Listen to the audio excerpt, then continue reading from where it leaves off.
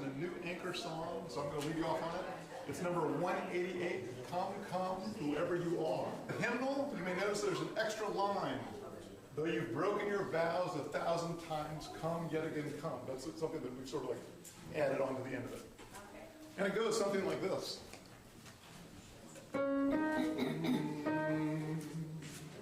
Come, come, whoever you are, wanderer, worshiper, lover of leaving, ours is no caravan of despair.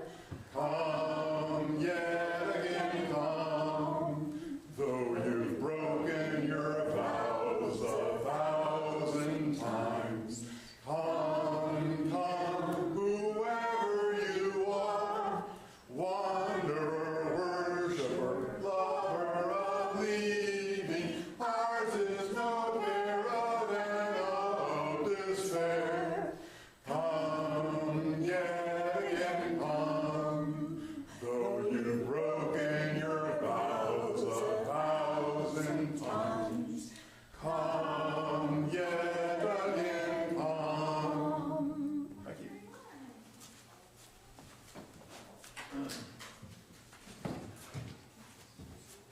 Good morning.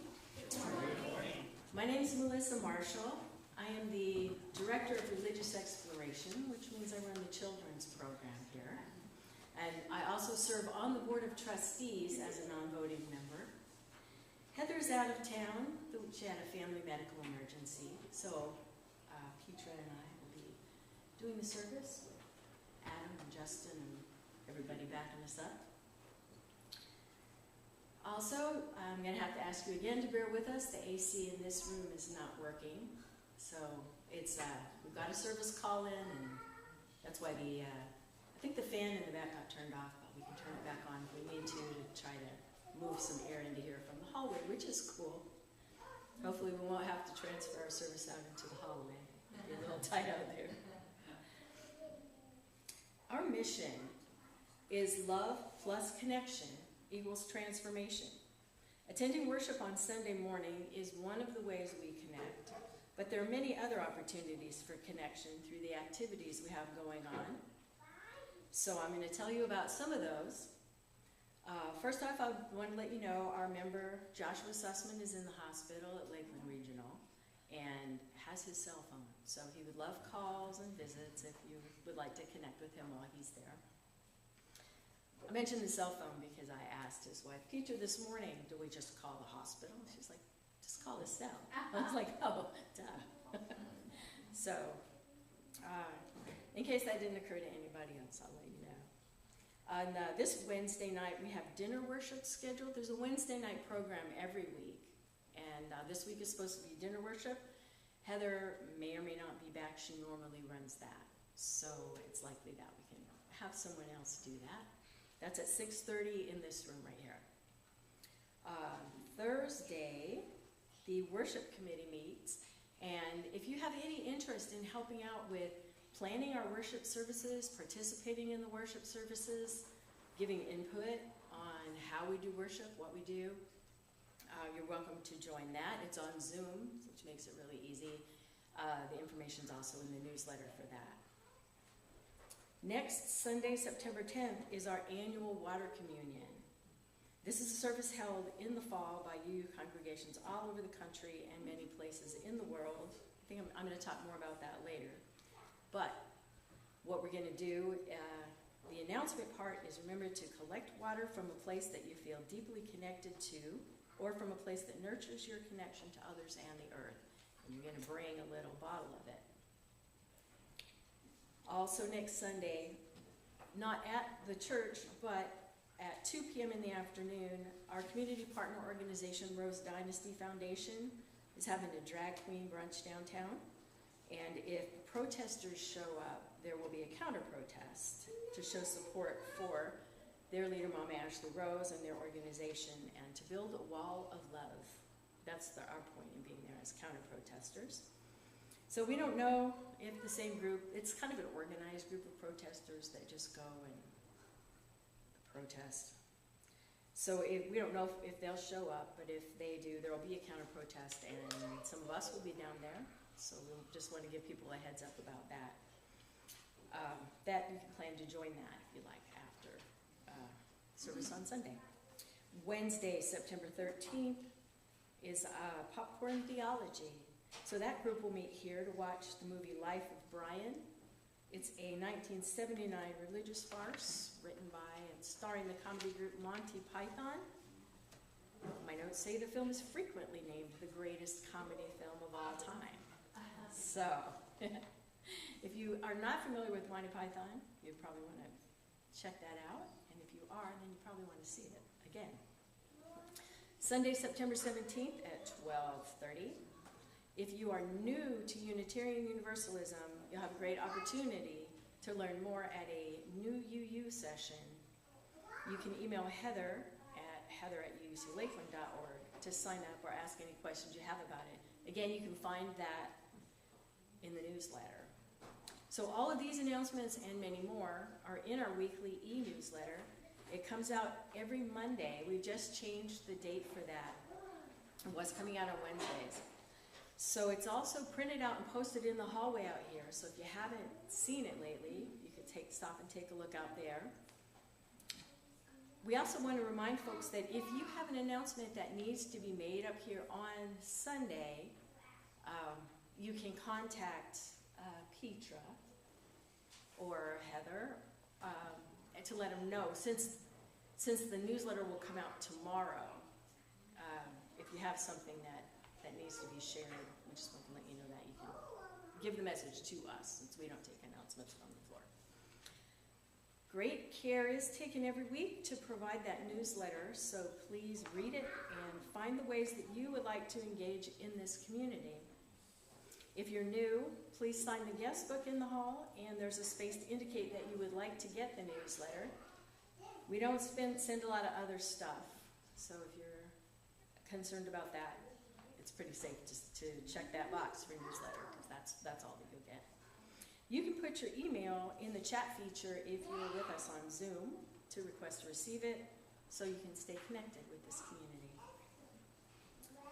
And now I would like to welcome our worship associate teacher. All off the platform. Good morning. Good morning.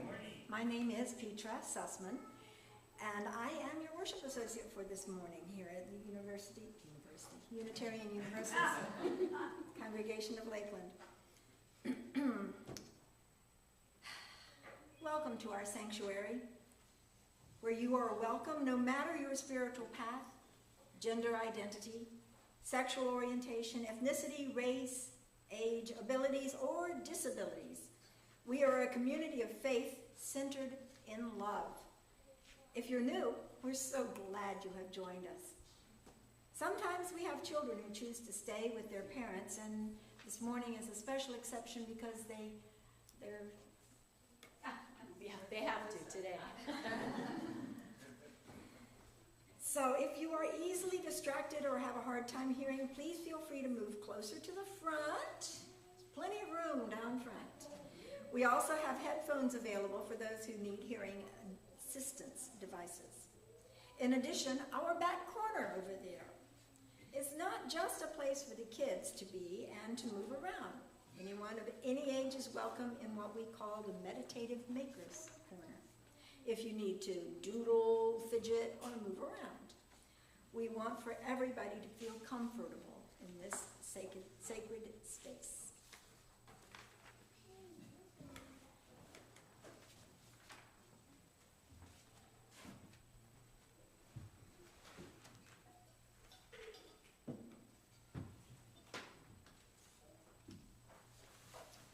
I just realized this paper in my hand is an announcement that I forgot.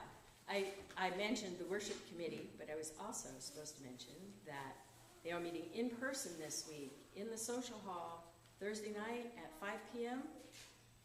And they invite you to join for special treats and lively conversation. Our opening words this morning were written by Reverend Dr. David Breeden, A Theology of Welcome. Let's be the welcome we crave. Open hearts, arms outstretched. Let's embody radical welcome, unquestioning love. Let's be the welcome we crave, deeply hearing voices and hearts. Let's be the welcome we crave, enriching understanding. Let us embody the community we crave. And let us create this sacred space in the spirit of love and unity by lighting our chalice. As we do that, let us recall our Unitarian Universalist principle, which states that we covenant. Oh, I don't even have one written down here. Sorry, I missed the line of my script. So I think Vaisel. I'm ready. Oh, there you are. Sorry. Vaisel is going to light our chalice for us this morning. And we will sing, as he does that, we'll sing and sign Spirit of Life, hymn number 123 in the Great Hymnal.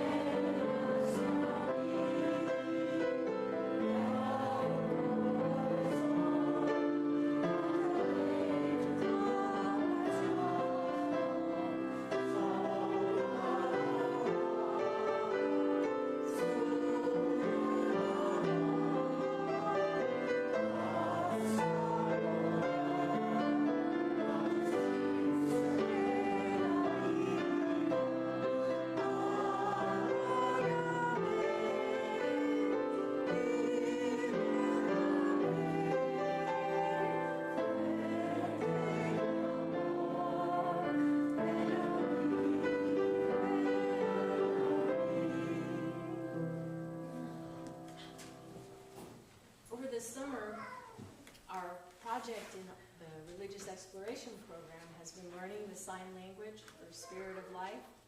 So there's nothing like reading at the front of the room to recognize the part where you don't quite have it down. I found my one spot. I'm watching my buddy Dakota in the back. He's just about ready to lead us. Pretty soon we're going to have him up here leading us on that. Our theme this month is the gift of welcome. And today, we're exploring that theme through the lens of being open to the calls of our faith.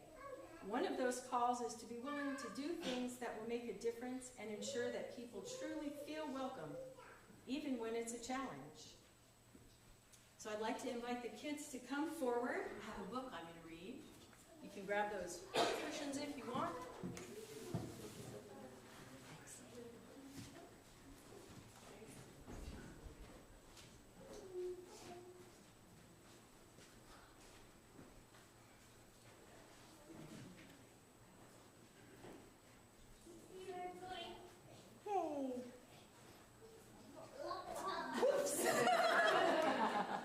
That was a big cushion.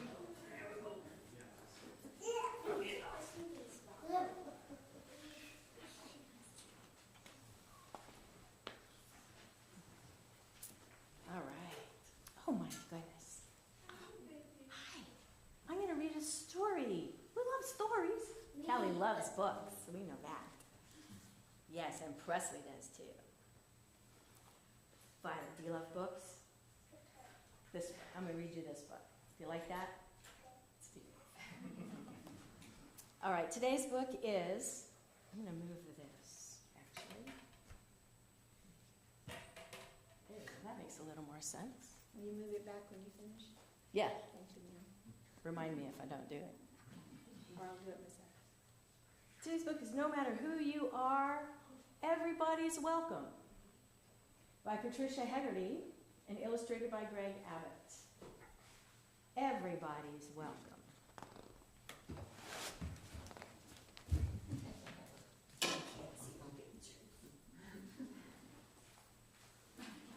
In a forest clearing, there's a little mouse dreaming of the future in a great big happy house.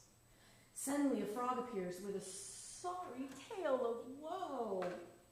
My pond, my home is all dried up. I have no place to go. Froggy, please don't worry. You can stick with me. Everything will be all right. Just you wait and see. Let's build a home together.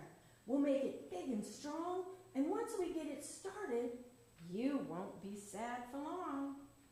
Everybody's welcome, no matter who they are, wherever they may come from, whether near or far. Look at that little mouse. He's got some sticks he's already working on, building him a house. Here comes the bunnies. Please help us, cry the rabbits. We've had an awful scare. An eagle chased us from our home. Do you have room to spare? Yeah. Everybody's welcome if you need a place to hide. Come and help us build this house. You'll all be safe inside. Some of us can form a chain and all work as a team. Wow, look at that. Passing them along, building the house even bigger. Who's coming next? A bear. He looks a little sad. He does look a little sad. I'm all alone, cries Big Brown Bear with teardrops in his eyes. I frighten other people off because of my great size. He's not a scary bear, is he? He's a sweet bear, but people are scared. Come along and join us, Bear. A great big guy like you is just what we've been missing. There's so much you can do. Whew. Would you like to have a big bear helping you build your house? Yeah, baby. That's going to get this job done. Everybody's welcome, and all can play their part. Just look at Big Brown Bear. He's already made a start. Flapping and fluttering, a flock of birds arrive. Someone chopped our tree down. How well we all survived. Hope it wasn't our friends building their house they chopped. Oops, yeah. If we all work together, no task is too great. Even if some helpers arrive a little late. Uh-oh. Who's this down here? A snail.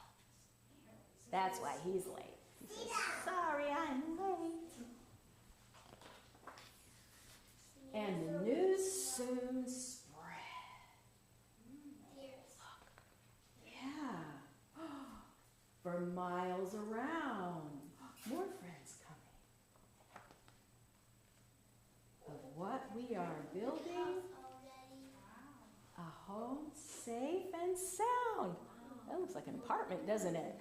That really building. All the people can build it. Yeah. Wow, look at that. As the rain clouds gather in a dark and stormy sky, the animals keep building a roof to keep them dry. When our house is ready and everything's complete, we'll all live here together and life will be so sweet. Our home will be so happy and we'll fill it up with song. Everyone who lives here will know that they belong. And that's the end.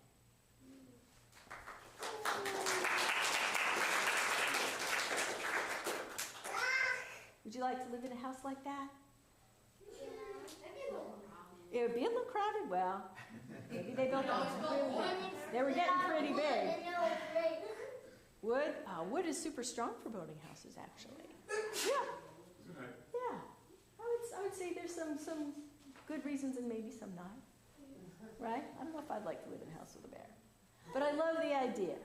All the friends taking care of each other, making a safe space. And that's what we try to do here. We try to make a safe place, for everybody to be their sweet selves and feel safe and comfy. All right, so you can go back to your seats. You can stay up here for the rest of the talk if you want, or you can go in the back where there's stuff to do. I'm going back in forward. Okay. Thank you, teacher. Of course I can remember that. It's quite all right. I was down here. I'm up.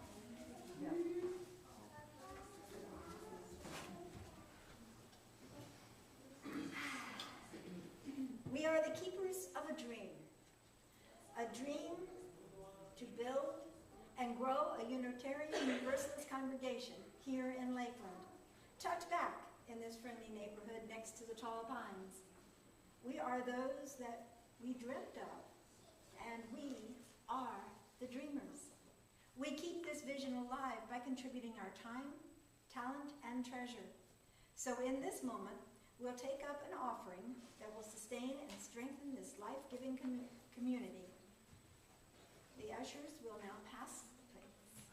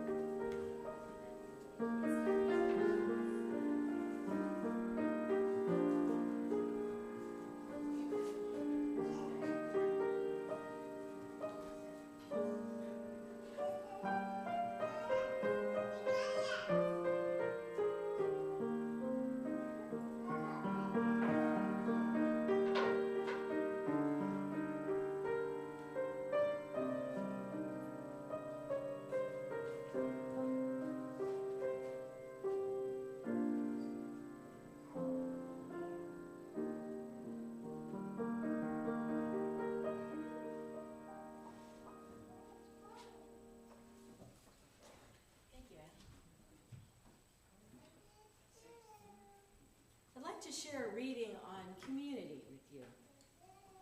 Community means strength by Starhawk. We are all longing to go home to some place we have never been, a place half remembered and half envisioned. We can only catch glimpses from time to time. Community.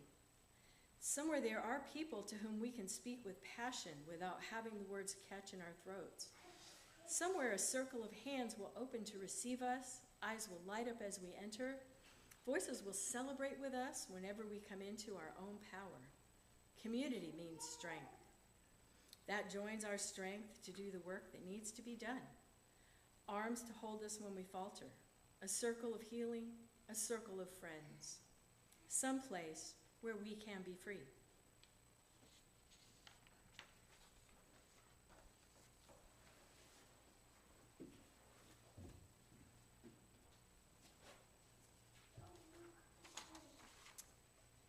We came into this sanctuary, our spiritual home, with many threads of joys and sorrows from our varied lives.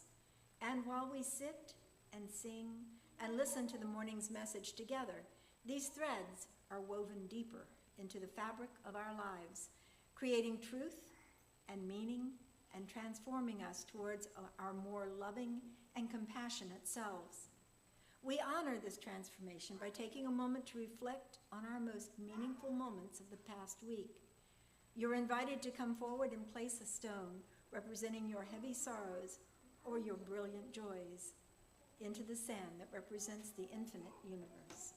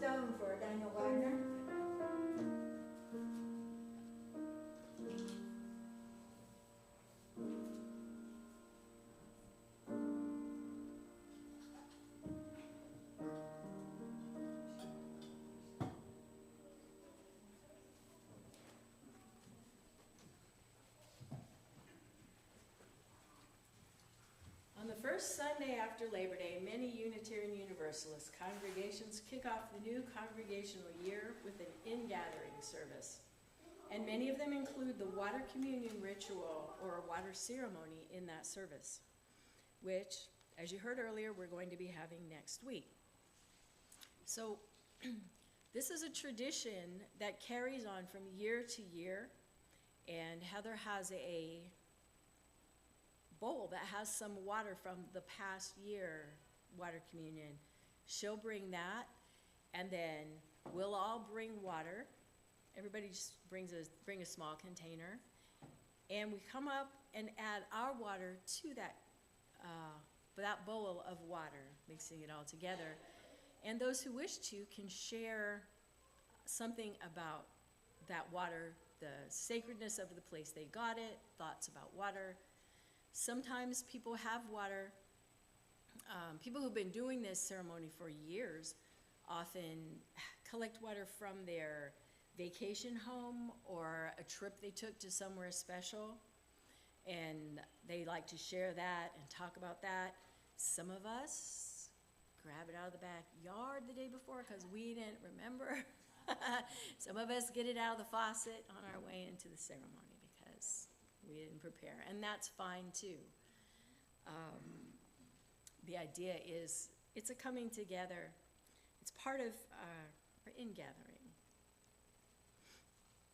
which I'm also going to talk a little bit more about. So before we go on, I just wanted to mention for anyone who's completely new, Unitarian Universalism or Unitarian Universalist is clearly a mouthful. So we use the term UU for it, and I use that in my service. And there's a national association, so we add an A for Unitarian Universalist Association. I'll just call it the UUA. So when I talk about that, you'll know what it is. I've been in this congregation since around 2008, and as long as I've been here, we've been meeting year-round. But a lot of UU congregations don't, and especially, I think more maybe didn't in the past and do now. As I understand it, that tradition comes from when a lot of people went away to their summer houses for the whole summer. I have never had that lifestyle, but the Unitarians in particular were a very academic crowd, and so a lot of them had that lifestyle of having the summers off, and so I think there are other folks that did that as well. We see it in movies a lot, going to the beach for the summer.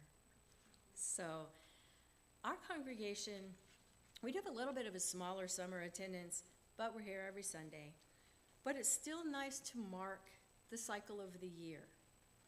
And in our church year, the fiscal year starts with July 1st, and it's very usual for UU ministers to take vacation and study leave over the summer. So 4 weeks of each often means they pretty much have the summer off. New minister contracts usually start in August or September, and even Soul Matters, the program that provides our curriculum and monthly themes, is a 10-month program. So there's no summer programs. It starts in September. So even when church goes year-round, there is that cycle, and that cycle is pretty consistent through UU, that this is essentially our New Year's equivalent for the church year. So now what we're doing, we call in-gathering. We're coming back in, coming together. So clearly it would have a distinct meaning if we had not been coming to church all summer. But we still, since we have been coming, we still mark it as getting back into it. We'll, maybe start some more programs, get more things going as we are able to. Our theme for this month, as I mentioned, is the gift of welcome.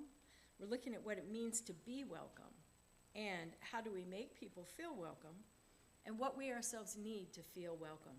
So through the month, we want to be doing more of an exploration than thinking about new people coming in the door feeling welcome, but we're also thinking about people coming back, and those of us who've been here for a long time.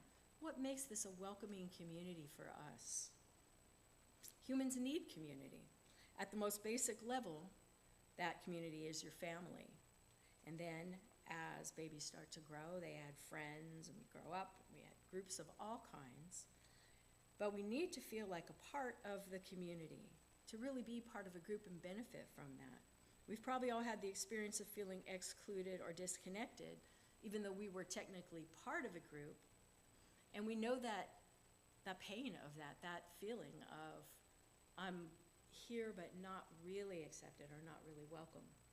So that's also part of why we want to explore and grow in our understanding of welcome.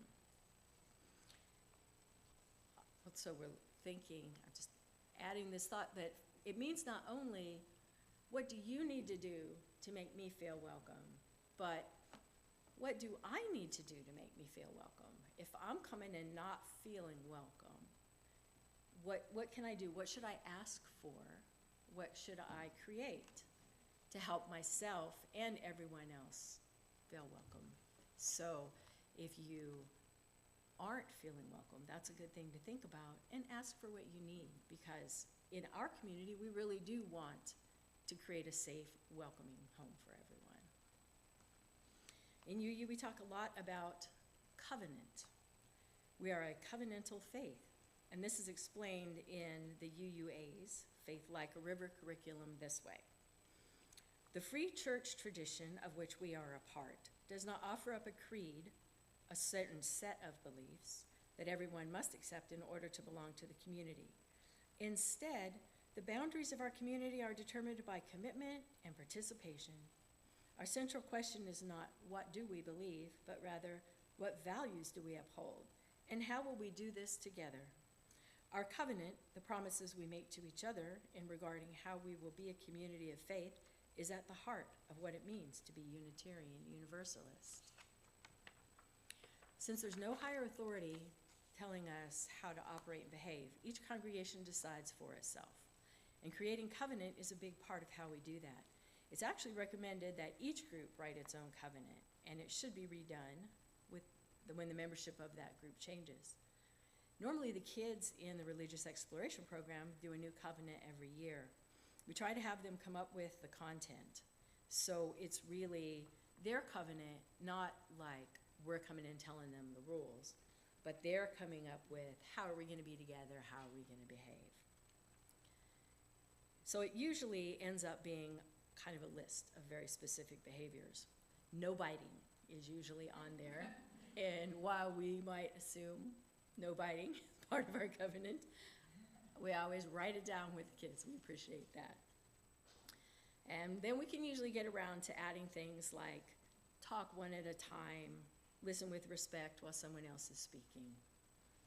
And then when members of the group are not doing those things, we can point it out.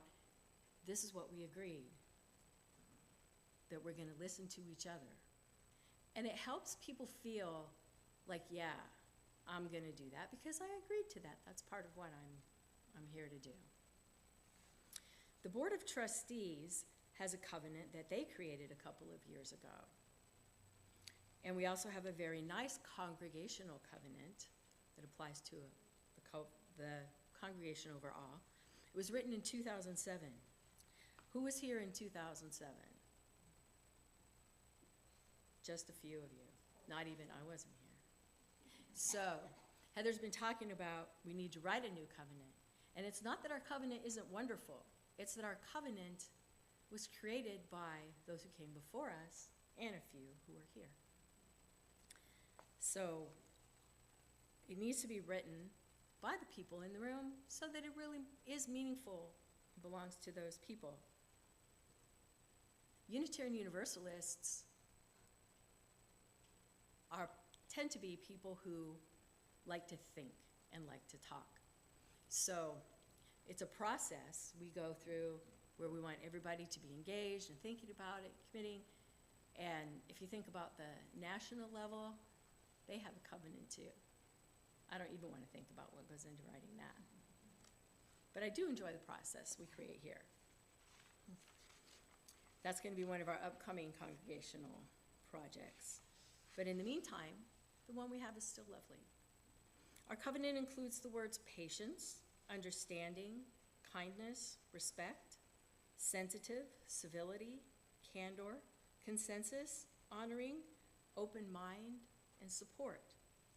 And what it says about welcome is, I will promote a harmonious spirit and a truly welcoming congregation by my personal caring and positive attitude.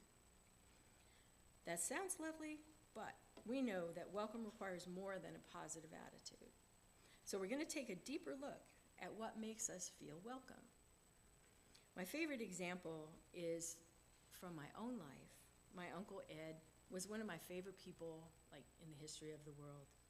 He was so sweet and a little goofy.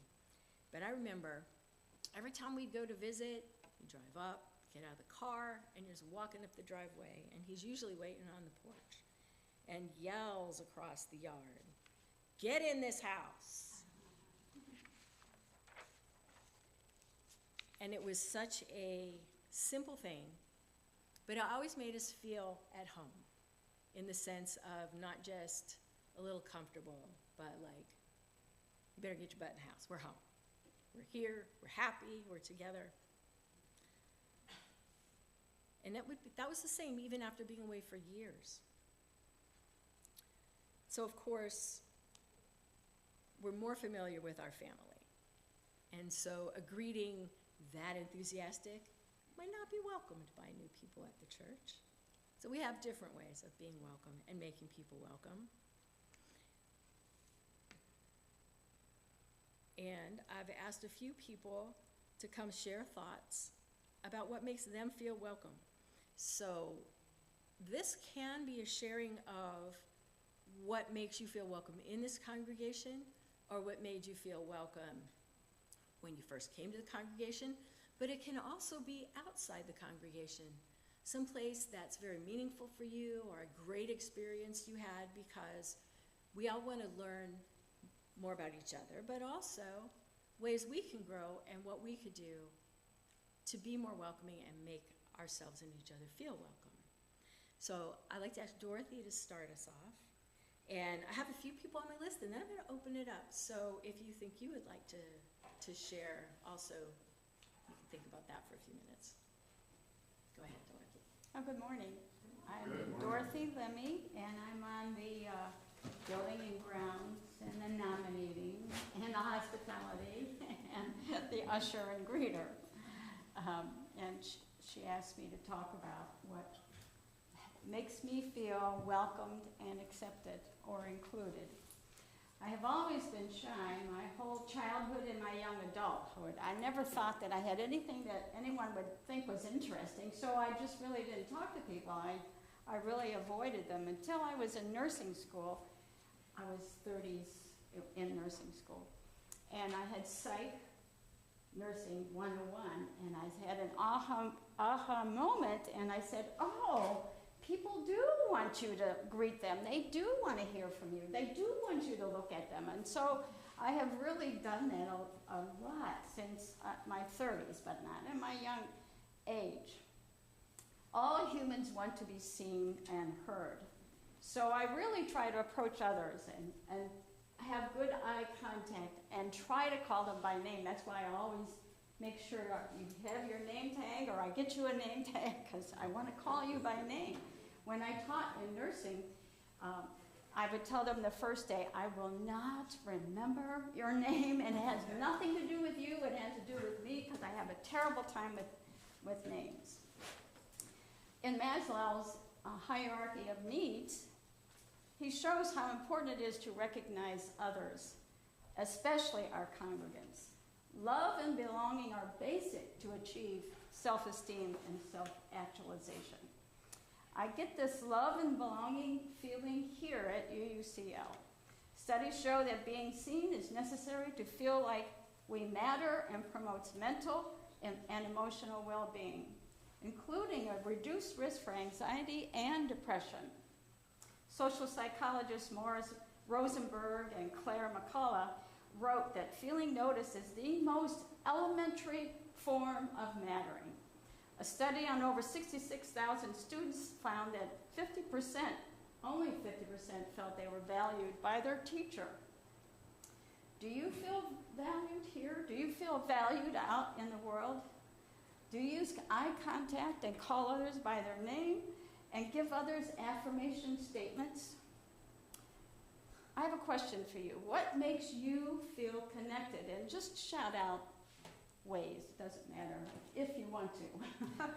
What makes you feel accepted and wanted? Conversation. When somebody like shakes your hand and gives you a hug. Shakes your hand and gives you a hug. That's very good, right? Very good. People are just happy to see you. What's that? Happy to see you, yes. And oh, I'm so glad you're here, right? Oh, those are great ideas. I have been a UU for 27 years and at this church for 6 years. And I have found a strong connection to all UUs. Whenever you need them, we were out in some national park, and Ken had his t-shirt on that had Susie Camp on it. She comes over and she says, "Are you UU?" I said, "Is it written on my forehead?" So they were excited to see us, and then we connected. So one way I feel connected is when I work on a project with a group. It really is energizing, and it feels connection. For example, I felt this way last year's work day. We had 29 people who came, and it felt good to have all these people working to make our grounds look pretty. I also felt that when Ken and I traveled to Washington, D.C. on January 23rd, 2017. And what happened then? The Women's March in Washington after you know who was elected, but I won't go any further. And that felt energizing. And Ken even said, "Let's do this again." I was so excited. And I always get teary-eyed when I see photos of D-Day, in which more than anything else represents undoubtedly the most incredible exhibition of teamwork ever carried out. Last year, as I said, 29 people showed up to make heavy work done a lot lighter. Outside, Tom Mead mowed, Heather, Crystal, and Maggie painted the kitchen and bathrooms, Ken and Sunny pulled weeds from pavers, Robin Douglas edged as much as she could, Adam hired Tommy to trim the bushes, Gail Rushford and husband helped to dispose of all the trash on the patio. Ken was grateful that Fran was able to crawl up into the ceiling. Ambra, she sorted books. Maria Rosales, I'm sorry, I didn't say that right, Rosales, pulled weeds up front and along the sanctuary side, and Melissa and Jerry, with the help of Kat Steele and her family, cleaned up the playground. Jim Kroll, who was injured, brought in donuts and ran errands for us. And inside, they hung additional hangers in the air conditioner ducts.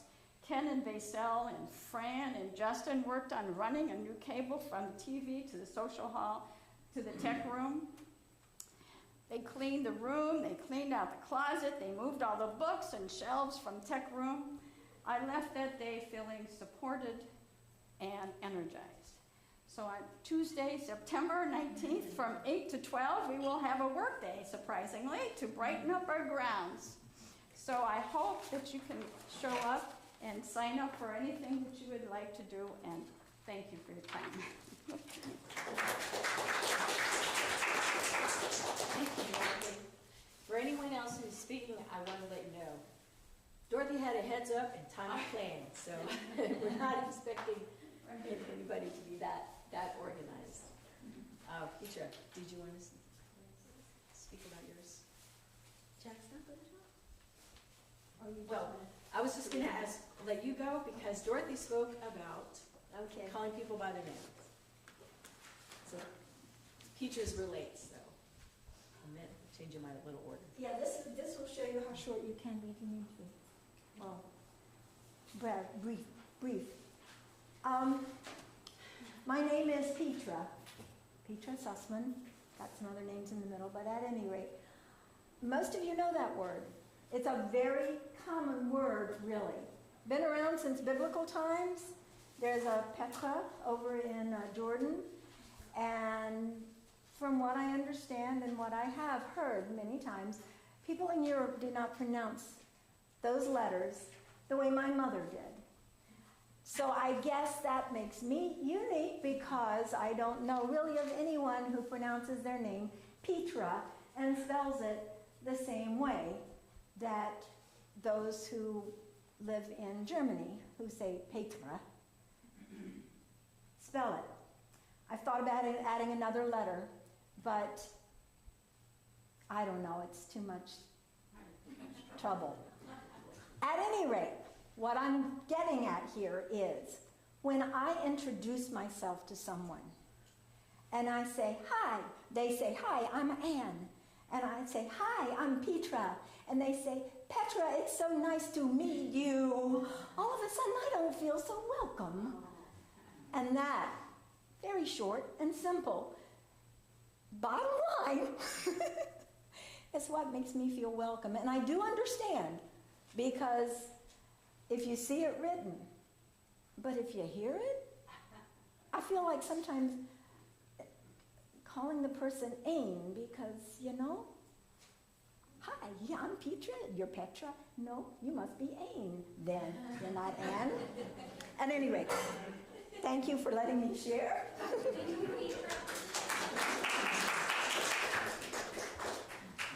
Jack, would you like to speak?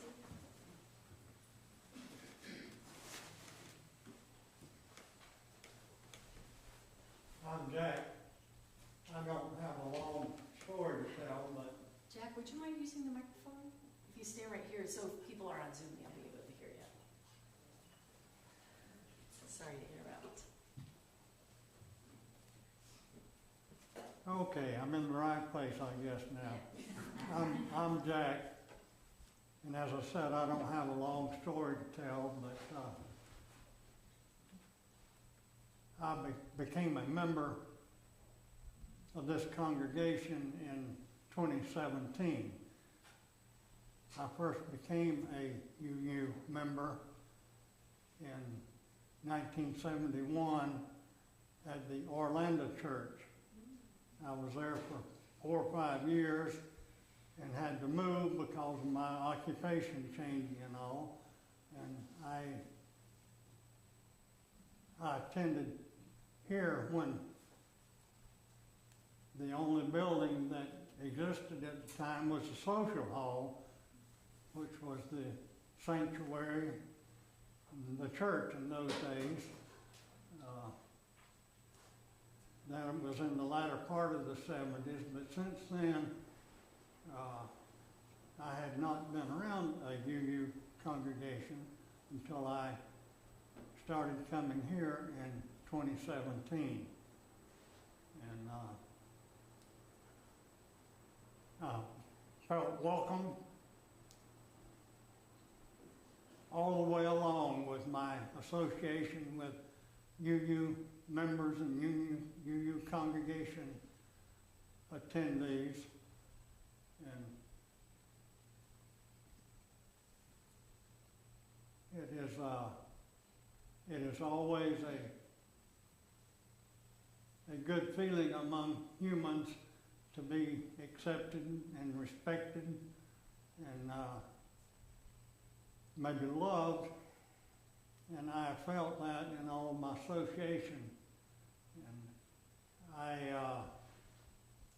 I'm not able to do very much anymore. I'm not able to participate in the way that younger people are expected to participate with a church because of my age and my physical capabilities.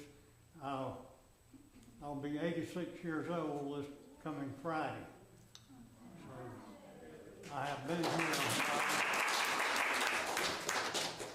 been here a while and seen a lot of things. And my first church experience was as a teenager. My father and my grandfather were Primitive Baptist preachers. And we talked about a long service period over in the adult discussion group this morning that Keno was explaining lasted 3 hours. I have attended many church services that lasted 3 hours or more. They are not short. So anyway, I'm so happy to be among you and respected and loved by all of you, and I hope that I radiate or show the same type of love from myself. Thank you.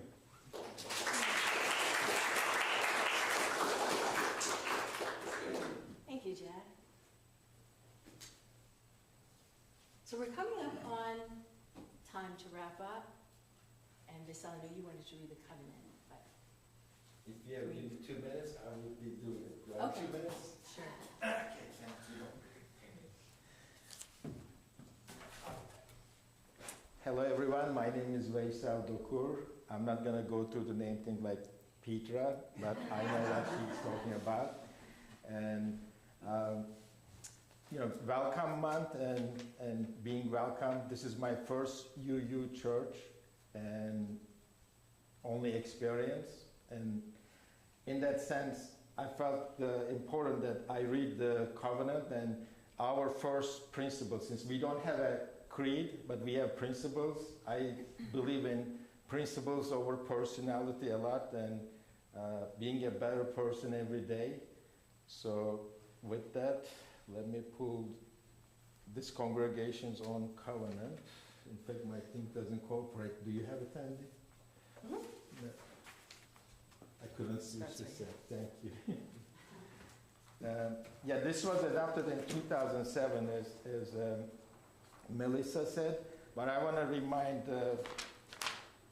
there's a change at the mission statement. If I find from mine, I'll read it also because it is on the website. So, we, the people of the Unitarian Universalist Congregation of Lakeland, in effort to promote the true spirit of our guiding principles, hereby commit our lives and resources with the following covenant. 1. I will, with patience and understanding, treat all others with kindness and respect. 2. I will be sensitive to the needs of others, treat them with civility, and honor their confidentiality. 3. I will promote a harmonious spirit and a truly welcoming congregation by my personal caring and positive attitude. 4. I will promote democracy by speaking with candor, respecting the right to dissent, seeking consensus, and honoring the will of the majority. 5. I will seek to possess an open mind and a respect for views different from my own. 6. I will support our congregation by volunteering my time and fulfilling my commitments. When I joined, I read these things. Before I go anywhere new, I like to research and learn about them. And to make it short, my questions were like, how do I welcome and how do I make feel welcome? And as Dorothy says, like the very first need, to me, I have one word for it, acknowledgement, being acknowledged. If you walk in a room and people look at you, recognize that you walked in, somebody walked in, and it is you and your existence, the best way to recognize, say, or look and smile, or say hi, or something. And honestly, there were so many times in this congregation, this is the sad part, that I did not get it, and I really needed it. And when I walked in a room and nobody acknowledged that I walked in, I felt like I was nobody. And the worst part of it, 2 minutes later, another person walked in and that person was recognized, and that hurt my feelings more. So, but I need to share this thing. I come from a different culture. I was born and raised in Istanbul, Turkey. I was born in Istanbul and raised as a Muslim, then changed, denounced Muslim, became agnostic, atheist, and read some religious. I said, like, if one day I need to choose a religion, maybe I would become Buddhist. Then I came to US and learned more about Buddhism. I'm like, yeah, that's good. And it's like, I continue. It's like meditation, insight meditation and all. And one of my retreats, I read somebody's car sticker, I voted my UU values. I'm like, what is this? What do they mean, UU values? And that's how I get to know about UU and stuff. But again, the end of it, I just want to wrap it with our mission statement. Love plus connection equals transformation. That was done, like I've been a member of this congregation 4 years, and I think it was my second year that we worked on it as congregation and come up with that mission statement. Love, when I talk about people about UU, the simple fact is like, it's a religious of love. You can look at that way, I say, because it's all about, with love, trusting each other, loving self, loving others, nature and all. And if we connect, build those relationships and trust and become a bigger unit, then with that we can transform the world around us for better. So love plus connection equals transformation. I love our mission, and thank you for letting me share.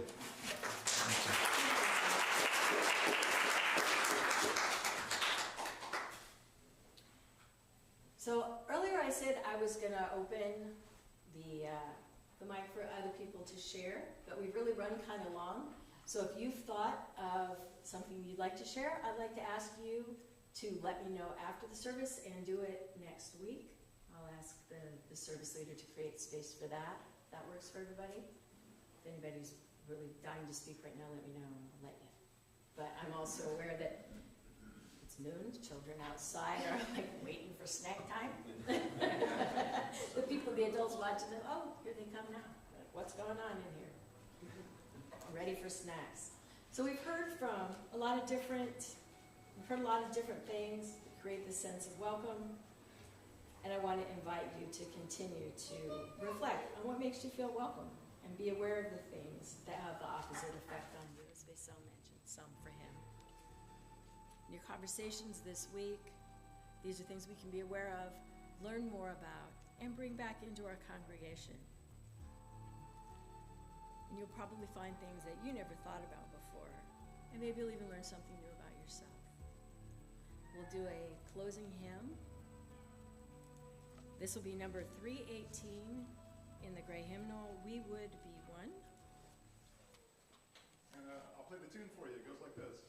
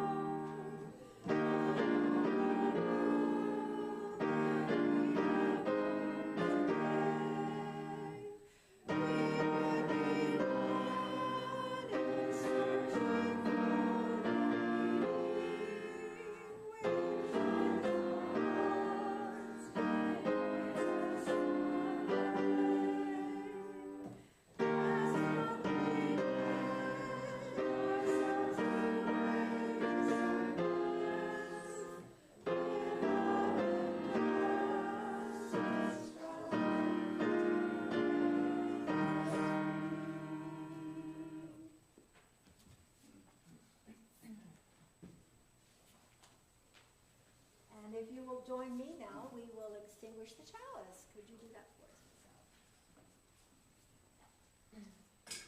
We extinguish the chalice, but not the light of truth, the warmth of love, or the fire of commitment.